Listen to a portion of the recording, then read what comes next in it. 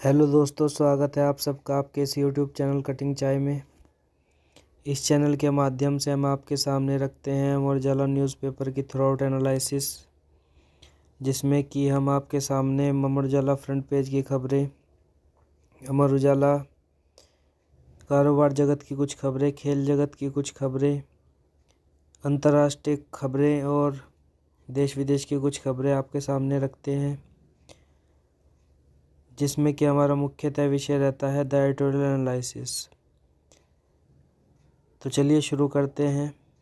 और यह सेशन निश्चित ही है एसएससी, यूपीएससी और अन्य प्रतियोगी परीक्षाओं की तैयारी करने वालों के लिए अति महत्वपूर्ण रहने वाला है।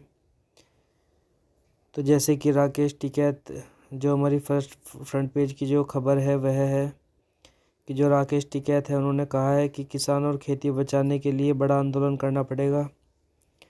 और मेरठ में हुई महापंचायत में भाजपा के राष्ट्रीय प्रवक्ता ने कहा है कि 20 मार्च को दिल्ली के रामलीला मैदान में होने वाली महापंचायत में देश भर से किसान पहुंचेंगे। तो भारतीय किसान यूनियन के राष्ट्रीय प्रवक्ता राकेश टिकैत ने कहा है कि भाजपा चुनाव के दौरान घोषणा पत्र में दिए हुए वादों को भूल गई है और किसानों के नलकूपों पर ज़बरदस्ती मीटर लगाए जा रहे हैं ताकि भविष्य में किसान की उपज की कीमत से अधिक बिजली बिल वसूला जा सके। वहीं इसके बाद जो हमारी दूसरी खबर है वह है यूपी में पिछड़े वर्ग को निकाय चुनाव में एक तरह से 27% जो आरक्षण मिलने जा रहा है।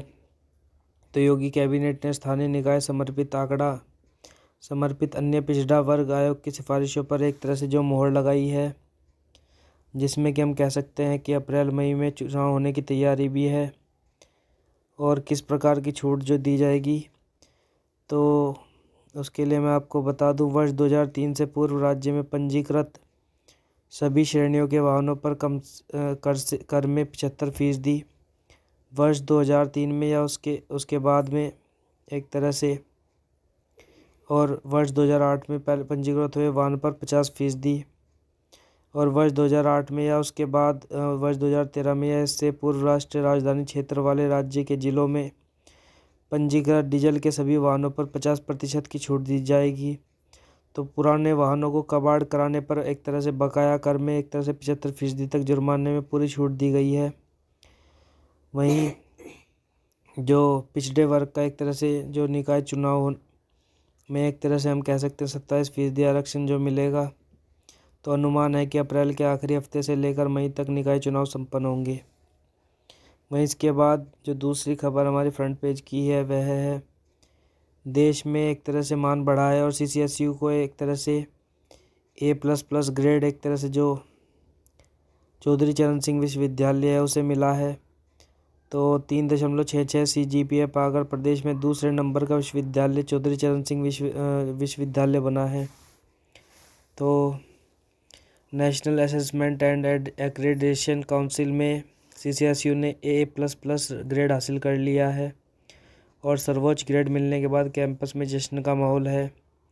कुलपति प्रोफेसर एक तरह से संगीता शुक्ला ने इस उपलब्धि का श्रेय विश्वविद्यालय की पूरी टीम को दिया है। वहीं इसके बाद हम चलते हैं हमारी जो नेक्स्ट खबर है उसकी तरफ। नेक्स्ट खबर हमारी अंतर्राष्ट्रीय जगत की तरफ से है।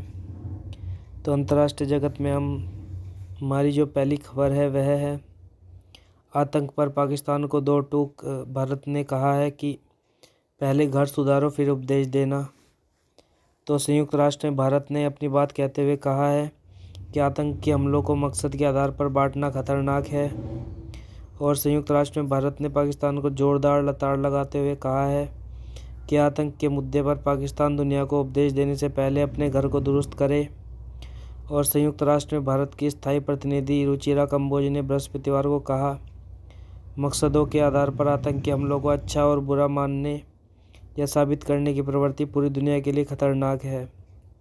और कंबोज ने जोर देकर कहा कि इस्लामोफोबिया, सिख विरोधी, बौद्ध विरोधी या हिंदू विरोधी पूर्वाग्रहों से प्रेरित सभी प्रकार का आतंक सिर्फ आतंक है और हर आतंकी हमले की बिना किसी भेदभाव की निंदा होनी चाहिए।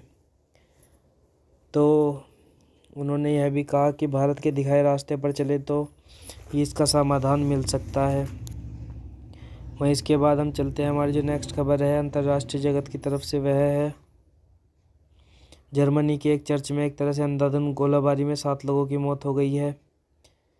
तो जर्मनी के हैम्बर्ग में स्थानीय समय अनुसार बृहस्पतिवार रात 9 बजे एक बंदूकधारी हमलावर ने अंधाधुंध गोलीबारी कर 7 लोगों की हत्या कर दी और 25 से ज़्यादा गोलियां चलाने के बाद हमलावर ने खुद को गोली मारकर आत्महत्या कर ली है। वहीं इसके बाद जो नेक्स्ट खबर हमारी है वह है तीसरी बार राष्ट्रपति बनने वाले जिनपिंग पहले चीनी नेता हैं और विशेषज्ञों को सेना के दुरुपयोग व देश में दमन बढ़ने की आशंका है और सबसे ताकतवर शख्स भी एक तरह से जिनपिंग को कहा जा सकता है। तो शी जिनपिंग राष्ट्रपति के तौर पर तीसरा कार्यकाल हासिल करने वाले चीन के पहले नेता हैं। वहीं इसके बाद हमारी जो नेक्स्ट खबर है वह है मादक पदार्थ की तस्करी रोकने में भारत की तारीफ की जा रही है। तो INCB की जो सालाना रिपोर्ट है उसमें खुलासा भारत सरकार के कड़े रुख की तरफ जो की गई है। तो बीते 5 वर्षों में भारत ने नशीले पदार्थों की तस्करी पर कड़ी पाबंदियां लगाई हैं और इसका नतीजा है कि गांजा और अफीम जैसे मादक पदार्थों की जब्ती में एक तरह से उल्लेखनीय वृद्धि दर्ज की गई है और नशीले पदार्थों की एक तरह से तस्करी की रोकथाम पर काम करने वाले संयुक्त राष्ट्र के international narcotics control board INCB ने बृहस्पतिवार को एक रिपोर्ट जारी कर बताया है कि 2017 की तुलना में 2021 में भारत में अफीम की जब्ती में भी 70% से ज़्यादा की वृद्धि हुई है। वहीं इसके बाद हम चलते हैं, हमारी जो नेक्स्ट खबर है उसकी तरफ। राज्यों के पास H3N2 की पर्याप्त दवा है। यह बात हमारे जो स्वास्थ्य मंत्रालय है उन्होंने केंद्रीय स्वास्थ्य मंत्रालय ने कही है और शुक्रवार को बताया कि H3N2 के लिए विश्व स्वास्थ्य संगठन की ओर से अनुशंसित दवा ओसेल्टामिविर निःशुल्क उपलब्ध कराती है और राज्यों के पास इस दवा का भंडार पर्याप्त है। इस प्रकार की जो एक तरह से जानकारी दी गई है केंद्र सरकार द्वारा दी गई है, स्वास्थ्य मंत्रालय द्वारा की दी गई है। वहीं भारत पाकिस्तान में रचनात्मक बातचीत जो अमेरिका चाहता है, तो अमेरिका के राष्ट्रपति जो बाइडेन के प्रशासनिक कार्यालय की ओर से जारी बयान में कहा गया है कि अमेरिका भारत और पाकिस्तान के बीच रचनात्मक बातचीत और सार्थक कूटनीति का समर्थन करता है। वहीं इसके बाद हम जो चलते हैं, हमारी जो नेक्स्ट खबर है उसकी तरफ। हमारी जो नेक्स्ट खबर बन रही है वह है खेल जगत की तरफ से। विश्व मुक्केबाजी में एक तरह से ओलंपिक टिकट नहीं मिलेगा, तो किसे नहीं मिलेगा? तो दिल्ली में 15 मार्च से शुरू होने जा रही विश्व महिला मुक्केबाजी चैंपियनशिप में पेरिस ओलंपिक का टिकट जो नहीं मिलने जा रहा है। भारतीय मुक्केबाजी संघ के अध्यक्ष अजय सिंह ने स्पष्ट किया है कि ओलंपिक क्वालिफिकेशन को लेकर उन्हें भी कुछ पता नहीं है और IOC की टीम चैंपियनशिप का दौरा करेगी और ओलंपिक क्वालिफिकेशन पर BFI को भी स्थिति स्पष्ट नहीं है। वहीं निखत की निगाह स्वर्ण पदक पर बनी हुई है। महंगी कार पर भी एक तरह से उनकी निगाह है और स्वर्ण जीतने पर जो 87 लाख रुपए मिलेंगे, कहा जीती तो तुरंत कार खरीदेंगी, इस प्रकार की बात उन्होंने कही है। वहीं 2 दिन में 10 घंटे जो उस्मान की मैराथन पारी चली है, तो 2 दिन में 10 घंटे तक क्रीज पर टिककर बल्लेबाजी करने वाले उस्मान ख्वाजा 180 रन की मैराथन पारी और कैमरून ग्रीन 114 के पहले शतक के साथ ऑस्ट्रेलिया चौथे टेस्ट के दूसरे दिन पहली पारी में 480 रन बनाकर मजबूत स्थिति में पहुंच गया है। वहीं भारत ने दूसरे दिन के खेल की समाप्ति के समय 10 ओवरों में बिना क्षति के 36 रन बना लिए हैं। कप्तान रोहित शर्मा 17 और शुभमन गिल 18 और अभी तक क्रीज पर मौजूद हैं, नॉट आउट हैं। तो 180 रन की पारी जो कि उस्मान ने खेली है, तो 422 गेंदों पर, जिसमें 21 चौके उन्होंने लगाए हैं। तो इसके बाद हम चलते हैं अपनी नेक्स्ट खबर की तरफ। एक नई जो खबर खेल जगत की तरफ से हमारे सामने आ रही है वह है 2026 के राष्ट्रमंडल खेलों में कबड्डी एक तरह से शामिल होने जा रही है। तो यह बात जो ऑस्ट्रेलिया के प्रधानमंत्री हैं उन्होंने कही है। तो ऑस्ट्रेलिया के प्रधानमंत्री एंथनी अल्बनीज़ ने कहा कि ऑस्ट्रेलिया के विक्टोरिया रीजन में 2026 में होने वाले राष्ट्रमंडल खेलों में कबड्डी भी शामिल रहेगी। तो इसके बाद हम चलते हैं हमारी जो नेक्स्ट खबर है कारोबार जगत की खबर की तरफ। तो कारोबार जगत में जो पहली खबर हमारी है वह है वरिष्ठ नागरिकों को एफडी पर 9.25% तक ब्याज मिलने जा रहा है, जिसमें कि हम कह सकते हैं वैसे एफडी पर जो बैंक में पैसा जमा होता है उस पर 8% का ब्याज मिलता है। यानी कि अगर आपके बैंक में 1 करोड़ रुपए हैं तो आपको 8% के ब्याज से के हिसाब से 8 लाख रुपए आपको साल में मिलेंगे। लेकिन अगर आप वृद्ध हैं, बूढ़े हैं, तो आपको 9.25% के हिसाब से पैसा आपको ब्याज का मिलेगा। तो अप्रैल में रिजर्व बैंक एक बार और बढ़ा सकता है दर, और आगामी तिमाहियों में मिलेगा ज़्यादा फ़ायदा। तो एक तरह से हम कह सकते हैं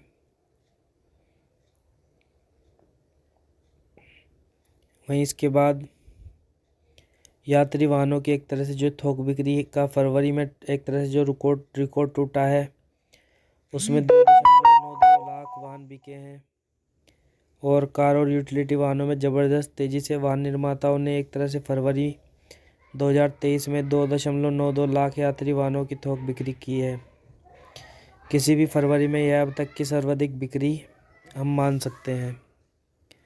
वहीं इसके बाद बैंकिंग और फाइनेंशियल शेयरों में बिकावली से सेंसेक्स 671 अंक टूटा है और 2 दिन में निफ्टी 340 अंक गिरा है। बाजार पूंजीकरण 3.3 लाख करोड़ घटा है और 1213 अंक टूटा है सेंसेक्स 2 दिनों में। और दुनिया के शीर्ष बाजारों में इस साल भारत और ब्राज़ील में जो गिरावट रही है तो वह भी देखने को मिलती है, जबकि चीन 6.2%, भारत -4.4%, ब्राज़ील -4.4% और अन्य देश भी इसी प्रकार हैं। तो इसके बाद हम चलते हैं अपनी जो नेक्स्ट खबर है उसकी तरफ। इक्विटी फंड में निवेश भी 9 माह के सबसे उच्चतम स्तर पर पहुंच गया है फरवरी में, जो कि 15,685 करोड़ रुपए निवेशकों ने जिसमें कि लगाए हैं। तो निवेश जो 15,685 करोड़ रुपए का एक तरह से निवेशकों के द्वारा किया गया है इक्विटी फंड में फरवरी माह में। वहीं इसके बाद हम चलते हैं अपनी नेक्स्ट खबर की तरफ। तो हमारी जो नेक्स्ट खबर है वह देश विदेश की तरफ से है। प्रधानमंत्री मोदी जी ने कहा है कि अब देश महिला नेतृत्व में विकास की ओर बढ़ रहा है।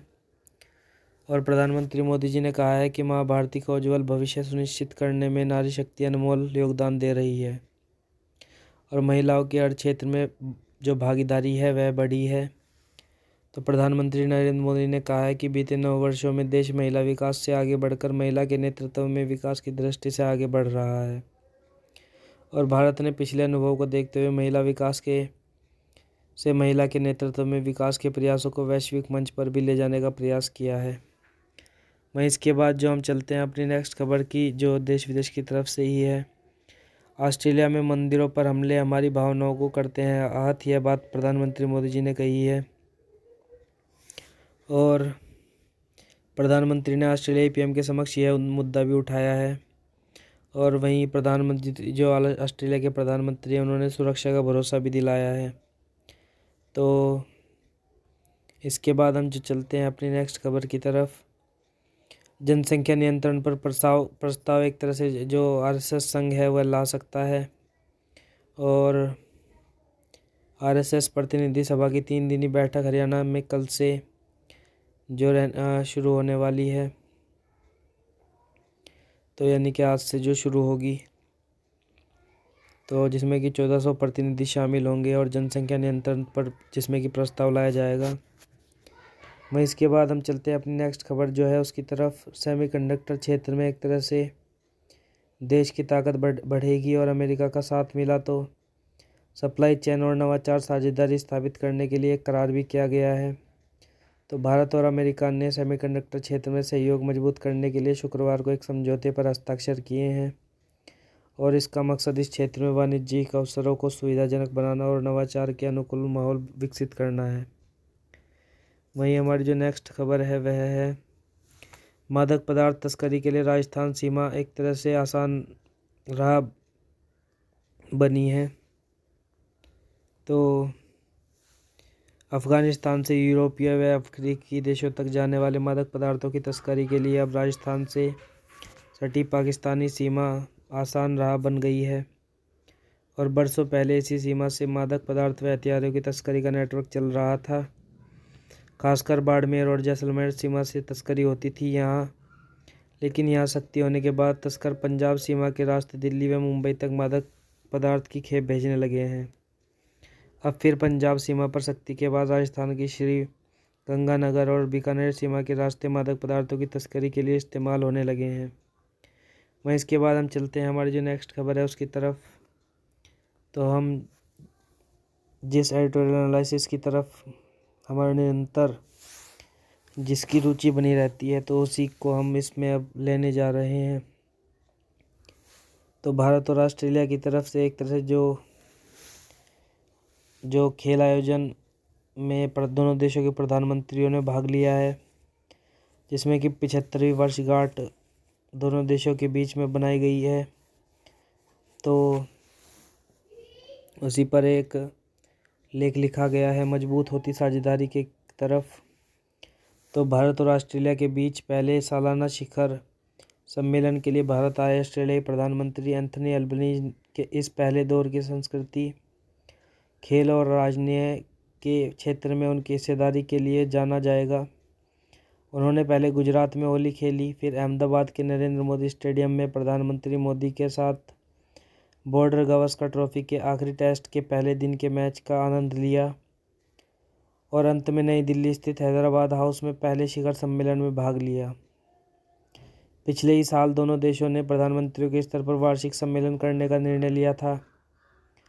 पहले शिखर सम्मेलन में खेलों और ऑडियो विजुअल सह निर्माण के लिए सहमति पत्रों पर दस्तखत हुए, तो सौर कार्यबल के संदर्भों की शर्तों का भी आदान प्रदान हुआ। बैठक में ऑस्ट्रेलिया स्थित हिंदू मंदिरों में हुए हमले का जिक्र होने पर अल्बनीज ने कहा कि भारतीयों की सुरक्षा उनकी प्राथमिकता में है। ऑस्ट्रेलिया में भारतीय मूल के लोगों की आबादी 7 लाख से अधिक है। वहाँ के विश्वविद्यालयों में करीब 90,000 भारतीय छात्र हैं और 2021 में द्विपक्षीय व्यापार करीब 27.5 अरब डॉलर था। दोनों प्रधानमंत्री महत्वाकांक्षी व्यापक आर्थिक समझौते को इस साल अंतिम रूप देने पर भी सहमत हुए। इससे पहले दोनों देश एक दूसरे की डिग्रियों को अपने यहाँ मान्यता देने पर राजी हो चुके हैं। यही नहीं, ऑस्ट्रेलिया का डीकेन विश्वविद्यालय गुजरात के गांधीनगर स्थित गिफ्ट सिटी के अंतर्राष्ट्रीय परिसर खोलने वाला पहला विदेशी विश्वविद्यालय भी होगा। 75 साल पुराने एक तरह से आज भारत ऑस्ट्रेलिया संबंधों में वास्तविक गर्मजोशी 2017 में क्वाड के गठन के बाद आई और जून 2020 में द्विपक्षीय रिश्ते को व्यापक रणनीतिक साझेदारी के रूप में उन्नत किया गया। दोनों देशों के मजबूत रिश्ते की एक वजह वस्तुतः चीन भी है। और इसके बाद ऑस्ट्रेलिया पहला विकसित देश है जिसके साथ भारत का मुक्त व्यापार समझौता है। रक्षा क्षेत्र में पिछले कुछ वर्षों में बड़े साझा समझौते हुए हैं, जिनमें साजो सामान संबंधी सहयोग भी है। INS विक्रांत पर अल्बनीज को गार्ड ऑफ ऑनर देकर रक्षा क्षेत्र में साझा मजबूती का ठोस संदेश तो दिया ही गया है। अमेरिकी विदेश मंत्री एंटनी ब्लिंकन की भारत यात्रा के बाद एंथनी अल्बनीज का आना और इसी महीने होने वाली जापान के प्रधानमंत्री की भारत यात्रा को क्वाड के निरंतर मजबूत होते जाने के रूप में भी देखा जाना चाहिए। तो निश्चित ही हम कह सकते हैं भारत और ऑस्ट्रेलिया की जो एक तरह से जो साझेदारी है वह मजबूत होती नज़र आ रही है। वहीं इसके बाद हम चलते हैं अपनी दूसरी एडिटोरियल एनालिसिस की तरफ, जो कि KS तोमर जो कि एक राजनीतिक विशेषज्ञ हैं, उन्होंने लिखी है। जो नेपाल में एक तरह से हम जानते हैं रामचंद्र पौडेल, जिनकी एक तरह से जो तीसरी दफ़ा एक तरह से हम कह सकते हैं में उन्होंने यह जीत हासिल की है। तीसरी बार में यह जीत हासिल की है, पहली 2 बार में वह असफल रहे थे तो राष्ट्रपति बने हैं। तो उसी के ऊपर KS तोमर ने एक तरह से एक एनालिसिस रखने का आपके सामने प्रयास किया है। तो राजनीति अनिश्चितताओं का खेल है और यह नेपाल के राजनीतिक उथल पुथल के बारे में बिल्कुल सही है। हाल ही में चीन के कट्टर समर्थक पूर्व प्रधानमंत्री केपी शर्मा ओली द्वारा प्रचंड सरकार से समर्थन वापस लेने के बाद नए सत्ता समीकरण में भारत समर्थक नेपाली कांग्रेस अब प्रचंड सरकार का हिस्सा बन सकती है और चूंकि वह सबसे बड़ी पार्टी है इसलिए सरकार में उसका प्रभुत्व हो सकता है। 8 दलों के गठबंधन की ओर से नेपाली कांग्रेस प्रत्याशी रामचंद्र पौडेल नए राष्ट्रपति चुने गए हैं, जो पुष्पकमल दयाल प्रचंड के नेतृत्व में नई गठबंधन सरकार का मार्ग प्रशस्त करेंगे। संसदीय चुनाव के पूर्व बने 5 दलों के गठबंधन को पुनर्जीवित करने से नेपाली कांग्रेस के प्रभुत्व वाले गठबंधन को संसद में बहुमत साबित करने में कोई परेशानी नहीं होगी। इससे पूर्व प्रधानमंत्री ओली अलग थलग पड़ गए हैं, जिन्होंने अपने कार्यकाल में भारत नेपाल संबंधों को निचले स्तर पर ला दिया था, क्योंकि उन्होंने लगातार चीन को खुश करने की कोशिश की थी और भारत के कुछ इलाकों को नेपाल में दिखाने के लिए मानचित्र को फिर से तैयार करने भारत द्वारा एक तरह से कैलाश पर्वत तक सड़क निर्माण पर आपत्ति जताने और चीन को नेपाल में भारी मात्रा में निवेश करने के लिए प्रोत्साहित करने जैसे विवादित मुद्दों को उठाया। नेपाली कांग्रेस के प्रभुत्व वाली नई सरकार भारत विरोधी अभियान को रोक सकती है और सदियों पुराने संबंधों को मजबूत कर सकती है। विशेषज्ञों का कहना है कि ओली के नेतृत्व वाली चीन समर्थक ताकतों के अलग थलग पड़ने का अमेरिका भी स्वागत करेगा, जो चीन को हाशिए पर रखने के लिए नेपाल को आर्थिक मदद दे सकता है। अमेरिका ने चीन को अलग थलग करने के लिए काठमांडू में अपनी पैठ मजबूत बनाने के लिए वित्तीय पहल की थी, जिसे ओली के नेतृत्व में नेपाल ने रोक दिया था। नई गठबंधन सरकार एक अलग रुख अपना सकती है, क्योंकि अमेरिका आमतौर पर मुफ्त या अनुदान के रूप में वित्तीय सहायता देता है, जबकि चीन की ऋण जाल नीति उधार लेने वाले राष्ट्र को भारी कर्ज में डाल देती है और फिर शर्तें थोपने लगती है, जिसने पहले ही पाकिस्तान, श्रीलंका और दुनिया के दर्जनों गरीब देशों को बर्बाद कर दिया है। नेपाल की आर्थिक स्थिति में सुधार के लिए अमेरिका के मिलेनियम चैलेंज कॉरपोरेशन ने 2017 में नेपाल के साथ $50 करोड़ के समझौते पर हस्ताक्षर किया था, पर ओली सरकार ने इसे अवरुद्ध करने की कोशिश की, जिसे अब पुनर्जीवित किया जा सकता है। संसदीय चुनाव में 89 सीटों के साथ नेपाली कांग्रेस सबसे बड़ी पार्टी बनकर उभरी थी, पर सत्ता साझा करने पर प्रचंड से सहमति नहीं बनने के चलते प्रचंड ने ओली के साथ गठबंधन करके सरकार बनाई। फिर भी विश्वास मत के दौरान नेपाली कांग्रेस ने प्रचंड सरकार का समर्थन किया था, लेकिन नेपाली कांग्रेस प्रत्याशी पौडेल को प्रचंड द्वारा समर्थन देने के कारण ओली ने प्रचंड सरकार से समर्थन वापस ले लिया। राष्ट्रपति चुनाव में नेपाली कांग्रेस के प्रत्याशी एवं पूर्व स्पीकर रामचंद्र पौडेल को प्रधानमंत्री प्रचंड सहित नेपाल की 12 में से 8 दलों ने समर्थन दिया, जिससे वे आसानी से चुनाव जीत गए। इसके विपरीत ओली की पार्टी CPN-UML के प्रत्याशी मात्र 4 दलों का समर्थन जुटा सके और उन्हें अपमानजनक हार का सामना करना पड़ा। निवर्तमान राष्ट्रपति विद्या देवी भंडारी का कार्यकाल 14 मार्च को समाप्त हो रहा है। भंडारी को नेपाली कांग्रेस के गुस्से का तब सामना करना पड़ा था जब उन्होंने नेपाल में ओली सरकार की सदन में हार के बाद 2020 में सबसे बड़ी पार्टी को नई सरकार बनाने के लिए आमंत्रित करने से इनकार कर दिया था। फिलहाल प्रचंड की सरकार सुरक्षित है, क्योंकि इसे 12 दलों का समर्थन हासिल है। 275 सीटों वाले सदन में इस गठबंधन को बहुमत के लिए जरूरी 138 से ज़्यादा सांसदों का समर्थन हासिल है, जिसमें नेपाली कांग्रेस की 89, प्रचंड के माओवादी सेंटर की 32, पूर्व प्रधानमंत्री माधव नेपाल की यूनिफाइड सोशलिस्ट की 10 और पूर्व टीवी पत्रकार रवि लिमिछाने की राष्ट्रीय स्वतंत्र पार्टी की 20 सीटें शामिल हैं। पूर्व प्रधानमंत्री ओली की पार्टी CPN-UML की संसद में 79 सीटें हैं, लेकिन प्रचंड सरकार से समर्थन वापस लेकर वह अप्रासंगिक हो गई है।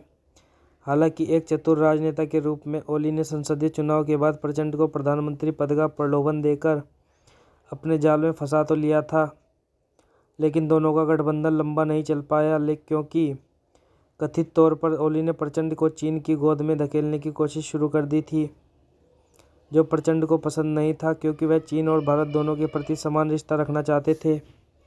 राष्ट्रपति पद के लिए अपने वफादार प्रत्याशी को आगे करना ओली के लिए भारी पड़ गया, जिन्हें समर्थन देने से प्रचंड ने इनकार कर दिया। प्रचंड और ओली के बीच अविश्वास का पुराना इतिहास रहा है, क्योंकि प्रचंड को ओली ने तब धोखा दिया था जब वह सत्ता में आए अविभाजित CPN-UML का हिस्सा थे। प्रचंड नेपाली कांग्रेस अध्यक्ष शेर बहादुर देउबा और माधव नेपाल की यूनिफाइड सोशलिस्ट ने सरकार का शेष कार्यकाल के लिए बारी बारी से सत्ता साझा करने पर सहमति व्यक्त की है, जो भविष्य में नेपाल में स्थिरता सुनिश्चित करेगा। नेपाली कांग्रेस के नेताओं के अनुसार काठमांडू स्थित चीनी दूतावास ने देश की राजनीति में हस्तक्षेप किया और कम्युनिस्टों के दो गुटों को एकजुट करने की कोशिश की, लेकिन सब व्यर्थ हो गया। ओली ने खुले तौर पर चीन का पक्ष लिया था और भारत के साथ टकराव का विकल्प चुना, जो अब नई गठबंधन सरकार में नहीं चल सकता है। चीन एशिया में अपना वर्चस्व स्थापित करने के लिए नेपाल को भारत से दूर करना चाहता है। विश्लेषकों का कहना है कि नेपाली कांग्रेस के प्रत्याशी रामचंद्र पौडेल की राष्ट्रपति के रूप में जीत चीन के लिए झटके की तरह है, जबकि भारत को इससे राहत मिली है क्योंकि ओली का झुकाव पूरी तरह से चीन की तरफ था। इससे अग्निवीर योजना के तहत 25,000 नेपाली युवाओं की भर्ती सुनिश्चित हो सकती है, जिसे ओली सरकार ने ठंडे बस्ते में डाल दिया था। वहीं इस पौडेल की जीत से जो नेपाल की एक तरह से सियासत बदली है, उसके बाद इस एनालिसिस के बाद हम चलते हैं हमारी जो छोटी सी कहानी हम आपके सामने निरंतर रखते आ रहे हैं अमर उजाला की तरफ से, मनुष्य रूप में देवता, जिसका कि एक तरह से हेडलाइन है। तो एक दिन एक जिज्ञासु महर्षि वेदव्यास के आश्रम में पहुँचे।